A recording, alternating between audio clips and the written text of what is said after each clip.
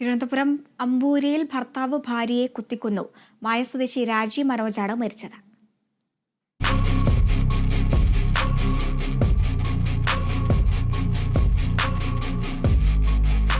മായത്തെ ആശുപത്രിയിൽ പോയി തിരിച്ചു വരുന്നതിനിടെ റോഡിൽ വെച്ചാണ് ഭർത്താവ് മനോജ് ഭാര്യ രാജിയെ കുത്തി കൊലപ്പെടുത്തിയത്.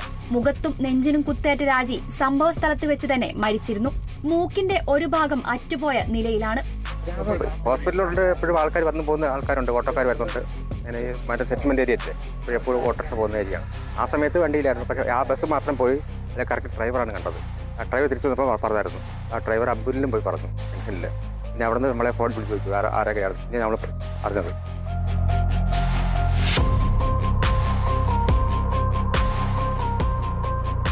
വർഷങ്ങളോളമായി ഇരുവരും വേർപിരിഞ്ഞ് മാതാപിതാക്കൾക്കൊപ്പമാണ് താമസിച്ചു വരുന്നത്. ഒരുമിച്ച് ജീവിക്കാമെന്ന മനോജിന്റെ ആവശ്യം രാജി നിഷേധിച്ചതാണ് കൊലപാതകത്തിന് കാരണം. ഒരാള് ഇവിടെ താമസിക്കുന്നു, വീട്ടില് പുള്ളിയുടെ അമ്മയുടെ വീട്ടില്, ഒരാള് കർണാടക. പരസ്പരം അവർ എന്ത് ചെയ്താൽ അടുക്കത്തില്ല. അങ്ങനെ ഒരു പക്ഷേ എന്തെങ്കിലും സംഭവിച്ചാൽ ഇങ്ങനെ കണക്കത്തിന്റെ ഇന്ന് കണ്ടുമുട്ടി ഇപ്പൊ എന്തെങ്കിലും സംഭവിച്ചതാകാം. മനോജിനെ പോലീസ് കസ്റ്റഡിയിലെടുത്തു. രാജിയുടെ മൃതദേഹം കാട്ടാക്കടയിലെ സ്വകാര്യ ആശുപത്രിയിലാണ്. Kerala vision news, Thiruvananthapuram.